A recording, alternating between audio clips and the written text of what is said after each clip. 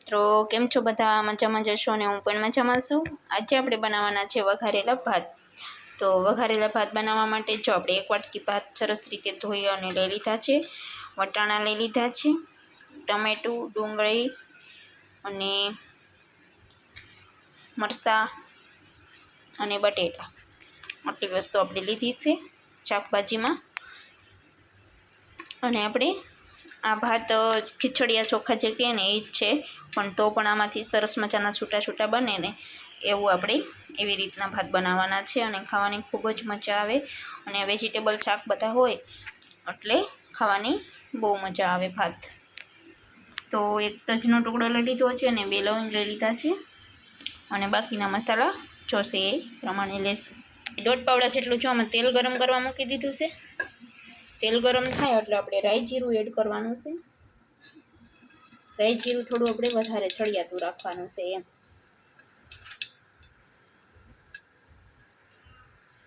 રાઈ જીરું ફૂટી જાય એટલે થોડી આપણે હિંગ એડ કરવાની છે।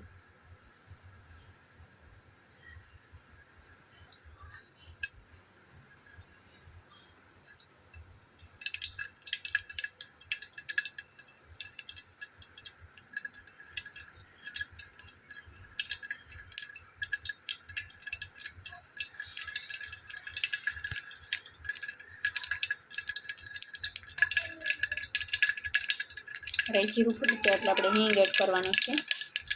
હિંગ એડ થઈ જાય એટલે આપણે વટાણા એડ કરવાના છે। વટાણા ફૂટવા માંડે એટલે આપણે ડુંગળી એડ કરી દેવાની છે, બટેટા એડ કરવાના છે।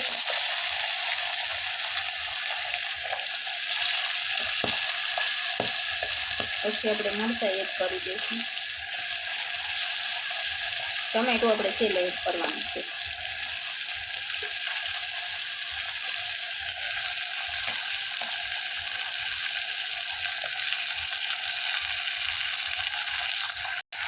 પછી આપણે બધા શાકને આ રીતે હલાવી લેવાના છે।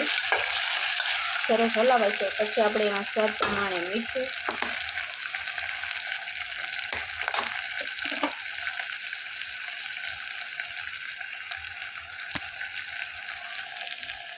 પછી આપણે હળદર એડ કરવાની છે, પછી આપણે ગરમ મસાલો એડ કરવાનો છે।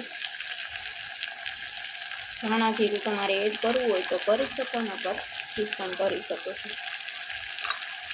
બસ મસાલામાં આપણે એટલું જ લેવાનું છે અને 2 થી 3 દાણા જેટલી તમારે ખાંડ એડ કરવી હોય તો કરી શકો છો, પણ હું ખાંડ એડ નથી કરતી।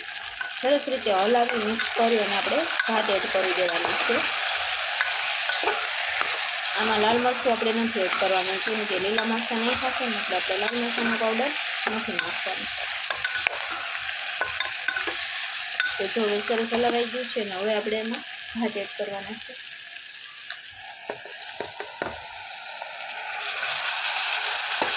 બધા ભાત એડ કરીને ભાતને પણ થોડી વાર માટે આપણે આમનામ જ છડવા દેવાનું છે, પછી આપણે પાણી એડ કરવાનું છે બધા શાક આવે।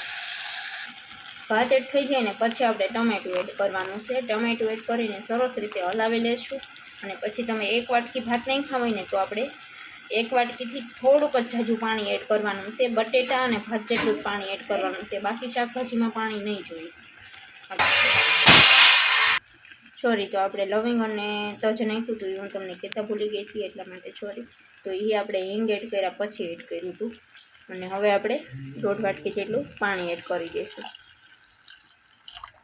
બસ આપણે એટલું જ પાણી એડ કરવાનું છે અને હવે આપણે 2 સીટી કરી લેવાની છે। 1 સીટી આપણે ફાસ્ટ ગેસમાં કરવાની છે અને પછી આપણે ગેસની આંચ ધીમી કરી દેવાની છે।